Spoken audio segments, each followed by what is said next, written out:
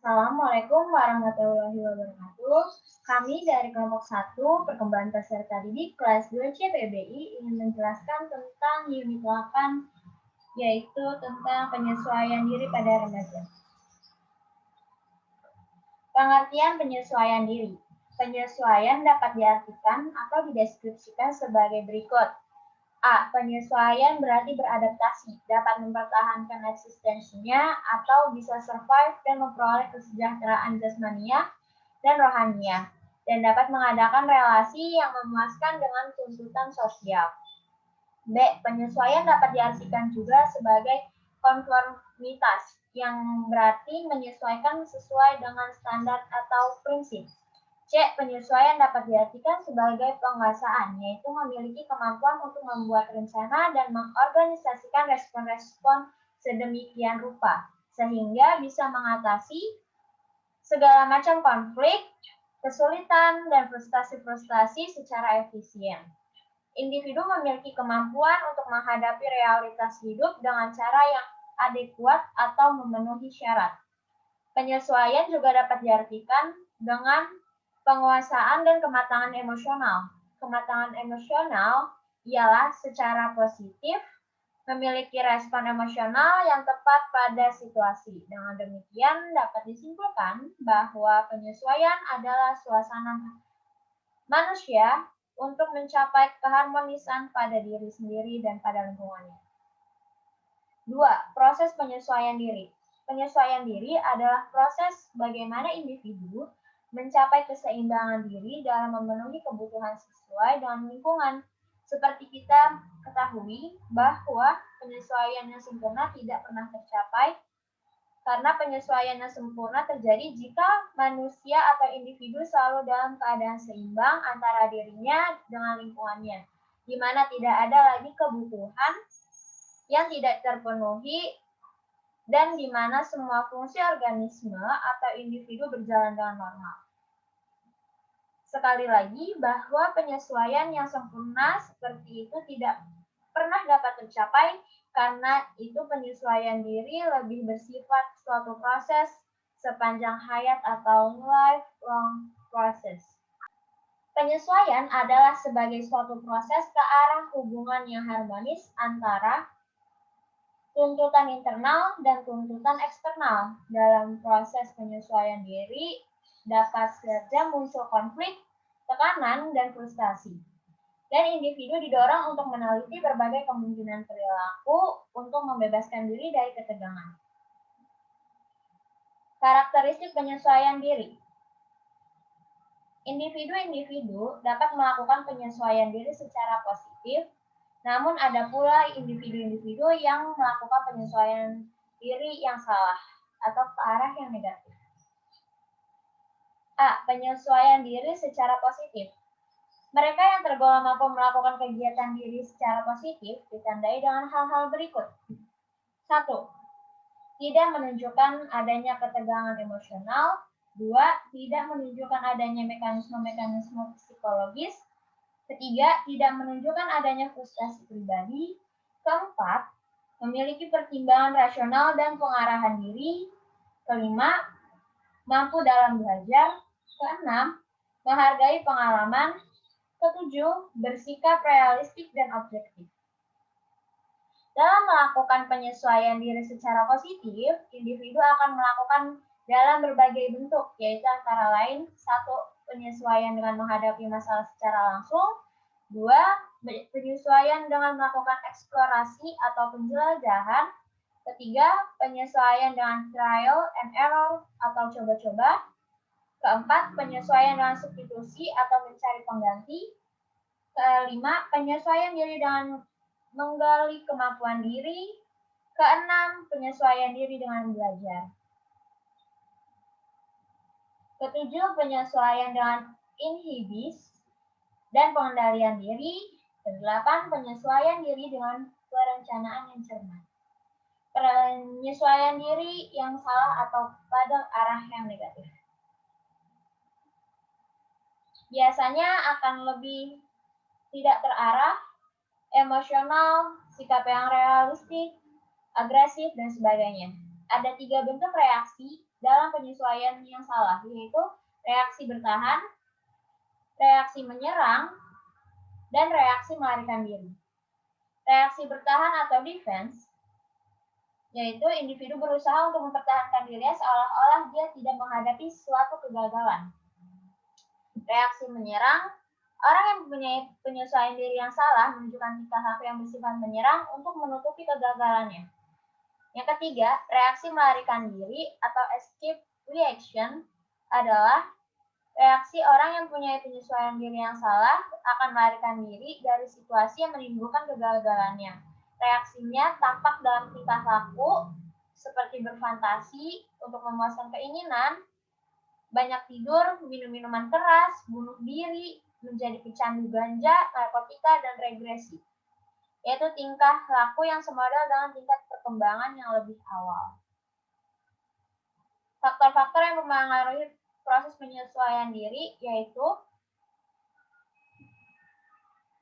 secara sekunder, proses penyesuaian diri ditentukan oleh faktor-faktor penentuan kepribadian itu sendiri, baik internal maupun eksternal. Penentu-penentu itu dapat dikelompokkan sebagai berikut. 1. Kondisi-kondisi fisik. 2. Perkembangan dan kematangan. 3. Penentu psikologis. Kelima, kondisi lingkungan, dan keenam penentu kultural termasuk agama. Kondisi jasmania. Kondisi jasmania seperti pembawaan dan struktur atau kondisi fisik dan temperamen sebagai kondisi yang dapat diwariskan. Aspek perkembangannya secara intrinsik berkaitan erat dengan susunan atau konstruksi tubuh. Shakedown mengemukakan bahwa terdapat korelasi yang tinggi antara tipe-tipe bentuk tubuh dengan tipe-tipe temperamen. Struktur jasmania merupakan kondisi primer bagi tingkah laku dan dapat diperkirakan bahwa sistem syaraf, kelenjar, dan otot merupakan faktor yang penting bagi proses penyelesaian diri. Kondisi sistem-sistem tubuh yang baik merupakan syarat bagi tercapainya proses penyelesaian diri yang baik. Perkembangan, kematangan, dan penyesuaian diri. Tingkat kematangan yang dicapai setiap individu itu berbeda-beda. Yang satunya dengan yang lainnya, sehingga pencapaian pola-pola penyesuaian diri pun berbeda-beda pula secara individu. Pola penyesuaian diri akan bervariasi sesuai dengan tingkat perkembangan dan kematangan yang dicapainya. Penentu psikologis terhadap penyesuaian diri. Yang satu, yaitu dengan pengalaman. Kedua, dengan belajar. Ketiga, dengan determinasi diri. Keempat, dan konflik. Dan ada beberapa tipe-tipe konflik, yaitu seperti pertentangan antar motif dan esensial yang sama. Lingkungan sebagai penentu penyesuaian diri. Berbagai lingkungan anak seperti keluarga dan pola hubungan di dalamnya, sekolah, masyarakat, kultur, dan agama mempengaruhi penyesuaian diri seorang anak. A. Pengaruh rumah keluarga.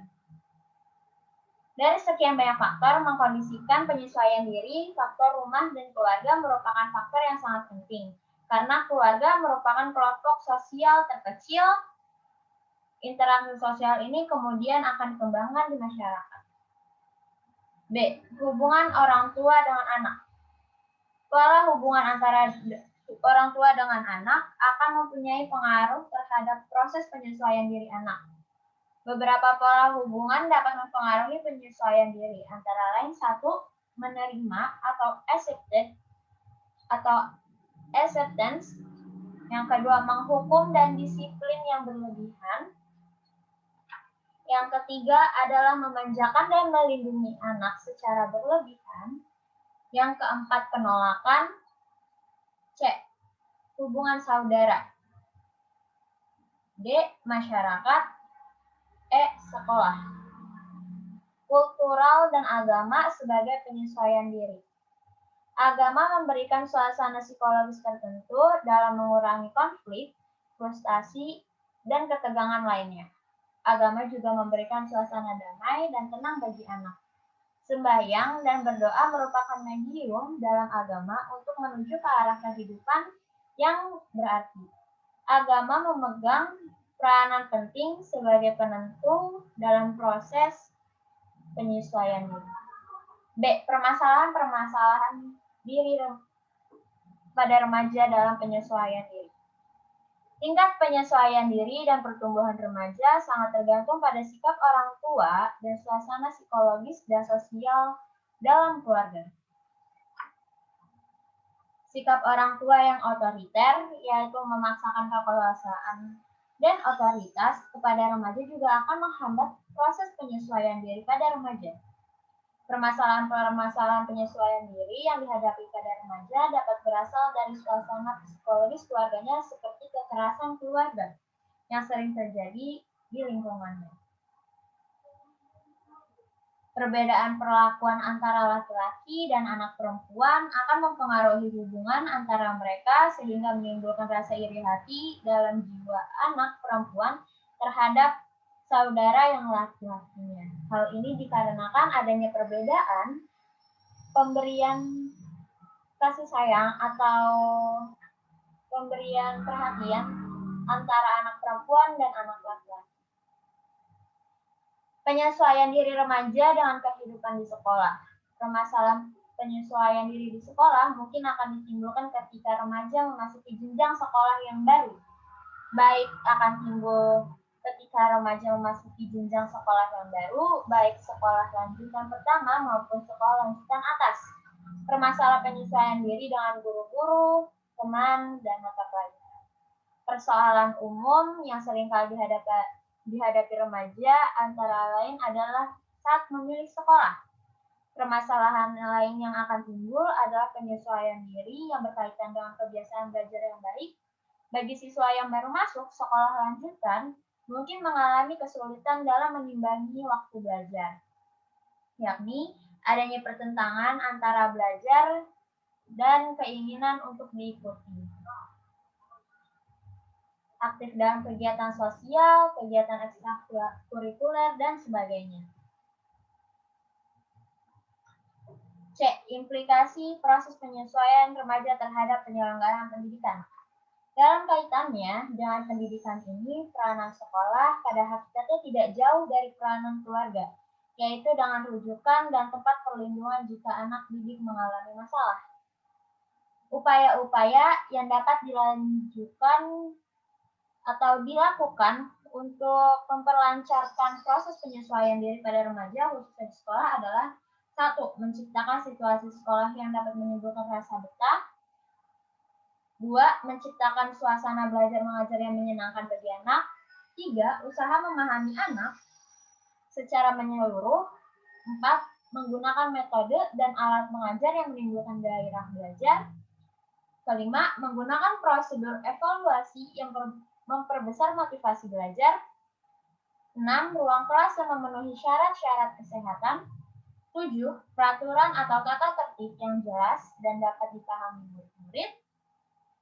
Kedelapan, teladan bagi para guru dalam segala segi pendidikan. Kesembilan, kerjasama dan saling pengertian dari guru dan melaksanakan kegiatan pendidikan di sekolah. Yang ke-10, melaksanakan program bimbingan dan penyuluhan yang sebaik-baiknya. Yang ke-11, situasi kepemimpinan yang penuh, saling pengertian dan tanggung jawab baik pada murid maupun guru. Yang ke-12, hubungan yang baik dan penuh pengertian antara sekolah dengan orang tua siswa yang masyarakat. Karena itu, di sekolah, guru merupakan figur pendidik yang penting dan besar pengaruhnya terhadap penyesuaian siswa-siswanya. Maka dituntut sifat-sifat guru yang efektif, yakni dengan berikut. 1. Memberikan kesempatan atau alert. Kedua, ramah or cheerful dan optimis. 3. Mampu mengontrol diri, tidak mudah kacau atau terganggu dan teratur tindakannya. Yang keempat, senang kelakar atau mempunyai humor. Yang kelima, mengetahui dan mengaku kesalahan-kesalahannya sendiri. Yang keenam, jujur dan objektif dalam memperlakukan siswa. Yang ketujuh, menunjukkan pengertian dan rasa simpati dalam bekerja dengan siswa-siswanya. Jika para guru bersama dengan seluruh staf di sekolah dapat melaksanakan tugas dengan baik, maka anak-anak di sekolah itu yang berada dalam usia remaja akan cenderung berkurang kemungkinannya untuk melakukan permasalahan-permasalahan penyesuaian diri atau terlibat dalam masalah yang biasanya menyebabkan perilaku yang menyimpang. Mungkin itu saja yang dapat kami sampaikan. Kurang lebihnya tolong dimaafkan. Sekian dan wassalamualaikum warahmatullahi wabarakatuh.